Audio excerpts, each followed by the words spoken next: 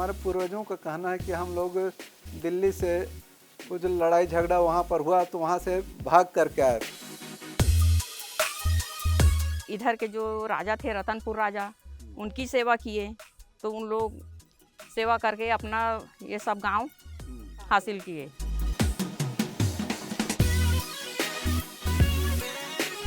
जमींदारिन दुलौरिन कुंवर थी। उनका जो काल है स्वर्ण काल कहा जाता है।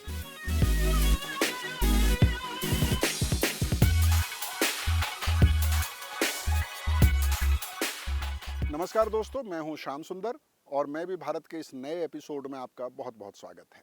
आजकल हमारी टीम छत्तीसगढ़ के कोरबा ज़िले में है और आज हम लाफा नाम के इस गांव में पहुंचे हैं। एक वक्त में इस गांव को लाफागढ़ के नाम से जाना जाता था। यहां पर हम तंवर आदिवासी समुदाय की बात करेंगे। तंवर आदिवासी समुदाय की कहानी काफ़ी दिलचस्प है। कहा जाता है कि किसी वक्त में ये समुदाय कहीं और से पलायन करके यहाँ पर पहुँचा।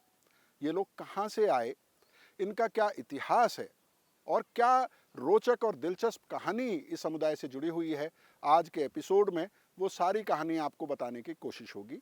साथ ही साथ इनके क्या रीति रिवाज हैं, इनकी जीविका के क्या साधन हैं और आज इस समाज का क्या हाल है, क्या स्थिति है, उस पर भी नज़र डालेंगे।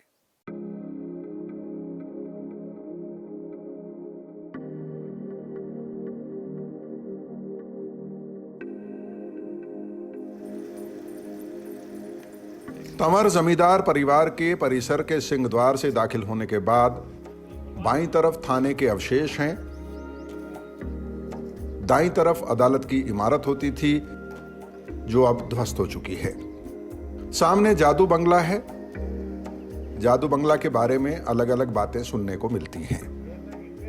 कोई कहता है कि जमींदार जादू बंगला का इस्तेमाल तांत्रिक गतिविधियों के लिए करते थे। कुछ लोग कहते हैं कि जादू बंगला अपराधियों को टॉर्चर करने के लिए इस्तेमाल होता था। जमींदार खानदान के कुछ लोग यह भी बताते हैं कि जादू बंगला दरअसल रंगमंच के लिए इस्तेमाल होता था। हाँ, वो सामने में था जादू बंगला, तो उसमें क्या था कि कुछ नाटक ड्रामा हुआ करता था। हाँ। तो उसमें कुछ एक दो ऐसे थे जो अपने हाथ के सफाई और कुछ उधर जादू के कुछ वो जानते थे, उन लोग किया करते थे। कुछ नाटक ड्रामा होता था तो है वहाँ पर वो निकाल के अपना कुछ हुनर दिखाते थे उन लोग। हाँ, ऐसे था। वो भी किस समय में दशहरा टाइम में अक्सर हुआ करता था। दशहरे के समय में नाटक ड्रामा, उसमें इन लोग अपना हुनर दिखाते थे। जादू बंगले के पीछे की तरफ से जमींदार के महल को रास्ता जाता है। महल का बस बरामदा ही महफूज नजर आता है। बाकी सब कुछ ढह चुका है। महल में अंतिम जमींदार और उनके परिवार की कुछ तस्वीरें भी हैं जो अब लगभग बर्बाद हो चुकी हैं। इन्हीं में से एक तस्वीर पर्वतदान की भी है। पर्वतदान एक ऐसी घटना है जिसके बारे में जमींदार खानदान और लाफा गांव के लोग बड़े गर्व से बात करते हैं। पर्वतदान में ऐसा है कि जमींदारी में कंपटीशन हुआ, कौन ज़्यादा वो कर सकता है, दान पुण्य कर सकता है, किसके पास ज़्यादा वो है करके, समृद्ध कौन है करके। तो कंपटीशन में फिर हमारे यहाँ लाफागढ़ जमींदारिन साहिबा ने अपना पूरा खजाना खोल दिया और एक 111 फीट का खंभा के बराबर अनाज इकट्ठा करवाया। अनाज इकट्ठा करने उसमें सोना चांदी के भी कुछ सिक्के रहे और सोने का कलश भी रहे। उसको छिपा दिया गया अंदर में, धान के अंदर में। उसके बाद पूजा पाठ हुआ। पूजा पाठ होने के बाद घोषणा किया गया जो जितना ले जा सकता है वो ले जाया करके। 1934 में पर्वतदान के समय ही जमींदार की मंझली रानी ने महल के पास ही राम जानकी मंदिर का निर्माण कराया था। इस मंदिर में आम लोगों के आने का रास्ता जमींदारों के परिसर के बाहर से था, जबकि परिवार के लिए अंदर से ही रास्ता बनाया गया था। जमींदार परिवार के लोग पर्वतदान और मंदिर निर्माण को दान पुण्य से जोड़ते हैं, पर शायद इसकी वजह राजनीतिक थी। दरअसल जमींदारों की आसपास के 84 गांवों पर हुकूमत चलती थी और इन गांवों के आदिवासी जमींदारों की जमीन पर बेगारी करते थे। एक मुनादी होता था कि भाई मेरे यहाँ जमींदार साहब के यहाँ के खेती बाड़ी करने के लिए जाने, मुनादी होती थी जिसको बोलते थे, फलाने तारीख पर तो वहाँ फलाने खेत को करना, वहाँ पर काम होता था, खाना पिलाने का पूरा कार्यक्रम यहाँ से खाना बंद करके जाता, खेत में ही जाता था, वहीं सब खाना पीना खिलाते पिलाते थे। जितने दिन तक काम चलता था, समाप्त नहीं हो जाता तब तक उनकी छुट्टी नहीं होती थी। लाफागढ़ के जमींदार परिवार के लोग बताते हैं कि अंतिम जमींदार की 4 पत्नियां थीं। उन्हें पहली 3 पत्नियों से कोई संतान प्राप्त नहीं हुई। फिर उन्होंने चौथी शादी की। चौथी पत्नी से उन्हें एक बेटा पैदा हुआ, लेकिन मंझली रानी काफी होशियार और व्यवहार कुशल थीं। उन्होंने जमींदार के रहते रहते ही पूरी जमींदारी संभाल ली थी। जब जमींदारी खतरे में पड़ती नजर आई और बेगारी के खिलाफ आवाज उठने लगी तो उन्होंने अपनी चतुराई का परिचय दिया। राम जानकी मंदिर के अलावा उन्होंने लाफागढ़ में ही महामाया मंदिर का निर्माण भी करा दिया। इस मंदिर से जुड़ी भी कई कहानियां सुनने को मिलती हैं। महामाया के मंदिर में देवी जी का होता था वो दशहरे में, वहाँ पर 9 दिन तक के पूरा वहाँ पर उनका पूजा पाठ और जो भी कार्यक्रम होता था 9 दिन तक का पूरा करते थे। उसमें बलि वली का भी कार्यक्रम रहता था, बलि दिया करते थे रोज महामाया को, और उसका पूरा वो को गांव वाले को भी दिया करते थे।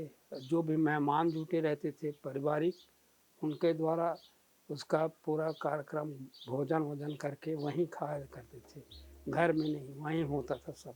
महामाया का मंदिर है वहाँ पे, वहीं किया करते थे। पर्वत दान और मंदिर निर्माण से जुड़ी कहानियों को समझना मुश्किल नहीं है, क्योंकि यह वो समय था जब देश आजादी की तरफ बढ़ रहा था और अंग्रेजों के साथ साथ जमींदारों और राजा रजवाड़ों के वर्चस्व को भी चुनौती मिल रही थी। अपने वर्चस्व और संपत्ति को बचाए रखने के लिए इस तरह के दांव पेच जमींदारों और राजा रजवाड़ों ने किए ही थे। लेकिन एक सवाल है जिसका जवाब आसान नहीं है। वो सवाल ये है कि तंवर अगर आदिवासी हैं तो फिर वो राजपूत कैसे हो सकते हैं, और अगर वो राजपूत हैं तो फिर आदिवासी कैसे हुए। फिलहाल छत्तीसगढ़ के तंवर खुद को राजपूत मानते हैं और ठाकुर साहब का संबोधन पसंद करते हैं। लाफा जमींदारी है, कोरबा जमींदारी है, और पेंड्रा जमींदारी है, छुरी जमींदारी है, चांपा जमींदारी है, और उपरोड़ा मातिन, और ये कहाँ गोरी करगी केंद्र में आता है, वो बड़ा है। तंवर खुद को बेशक राजपूत मानते हैं, लेकिन छत्तीसगढ़ में इस समुदाय को कंवर आदिवासी समुदाय का हिस्सा ही माना जाता है और अनुसूचित जनजाति की श्रेणी में इस समुदाय को रखा गया है। बिलासपुर और कोरबा के तंवर आदिवासी हैं या राजपूत, इस सिलसिले में जनगणना कराने वाले रजिस्ट्रार जनरल ऑफ इंडिया की एक स्टडी है जो कुछ अहम जानकारी देती है। यह स्टडी बीके रॉय बर्मन की देखरेख में हुई थी, जो रजिस्ट्रार जनरल ऑफ इंडिया के सोशल स्टडी यूनिट के हेड थे। 1971 में प्रकाशित हुई इस स्टडी में 1860 से 1910 के बीच कई दस्तावेजों और रिपोर्टों के आधार पर कहा गया है कि तंवर असल में कंवर समुदाय का ही हिस्सा है। इस स्टडी के अनुसार कंवर समुदाय रतनपुर के राजाओं के वफादार लड़ाके थे। इसकी एवज में और इस इलाके पर अपना वर्चस्व बनाए रखने के लिए रतनपुर के राजाओं ने कंवर समुदाय के कुछ परिवारों को जंगल की लंबी चौड़ी जमीनें दे दी और उन्हें जमींदार घोषित कर दिया। जिन परिवारों को जमींदारी मिली उन्होंने खुद को तंवर कहना शुरू कर दिया। इस स्टडी में कही गई बातें हमारी जमीनी पड़ताल से मेल खाती नजर आईं। मसलन कंवर जो एक आदिवासी समुदाय है, उनके और तंवर समुदाय के वंशों और कुलों के बंटवारे में कोई भिन्नता नजर नहीं आती है। उन्हीं के समक्ष है। हम लोग तंवर गोत्र के हैं, तंवर गोत्र के हैं, और हम लोग का खान पान और कंवर गोत्र से थोड़ा भिन्न है, थोड़ा सा, लेकिन बाकी सब कुछ एक यानी समानता है। इस स्टडी में कई दस्तावेजों और रिपोर्ट्स के आधार पर यह इशारा भी किया गया है कि संपन्नता के साथ ही यह बदलाव इस समुदाय में आया था। यानी जब कंवर समुदाय के कुछ परिवारों को जमींदारी मिल गई तो उन्होंने जनेऊ धारण कर लिया और खुद को राजपूत कहने लगे। 1868 के एक अध्ययन के आधार पर इस स्टडी में कहा गया है कि संपन्नता के साथ आमतौर पर कमजोर तबके के कुछ लोग खुद को अपने तबके से अलग कर लेते हैं। उसी तरह से कंवर समुदाय ने खुद को आदिवासी समुदाय से अलग कर हिंदू समाज में सम्मान पाने का प्रयास किया है। हालांकि इसी स्टडी में यह दावा भी किया गया है कि हिंदू समाज की राजपूत और ब्राह्मण जातियों ने इन जमींदार परिवारों को कभी राजपूत के नाते स्वीकार नहीं किया है। अध्ययन बताते हैं कि राजपूत परिवारों ने कभी बिलासपुर के तंवर समुदायों को अपनी बेटी बहू के तौर पर नहीं दी। छत्तीसगढ़ के तंवर समुदाय की आबादी बिलासपुर, कोरबा और सरगुजा के कुछ हिस्सों में ही मिलती है। इनकी आबादी भी बहुत ज्यादा नहीं है। इसका जो कारण समझ में आता है वह यही है कि कंवर समुदाय के जिन परिवारों को जमींदारी मिली यानी जो जमीन के मालिक बने, उन्होंने ही खुद को तंवर यानी राजपूत मानना शुरू किया। सीमित गांव में है सर अपन लोग तंवर समाज के, यानी एक गांव में मुश्किल से एक घर या 2 घर ये है, और 100 ये पूरा बिलासपुर जिला में कहना चाहिए, पुराने बिलासपुर जिला में 135 घर के आसपास है। छत्तीसगढ़ के तंवर राजपूत हैं या आदिवासी, यह एक उलझा हुआ मामला है।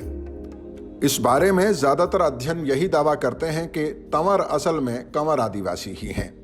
इन दावों के कई मजबूत आधार भी हैं, लेकिन कुछ अध्ययन यह भी कहते हैं कि शायद तंवर राजपूत ही हैं, क्योंकि शारीरिक बनावट से ये द्रविड़ आदिवासी समूहों से अलग लगते हैं।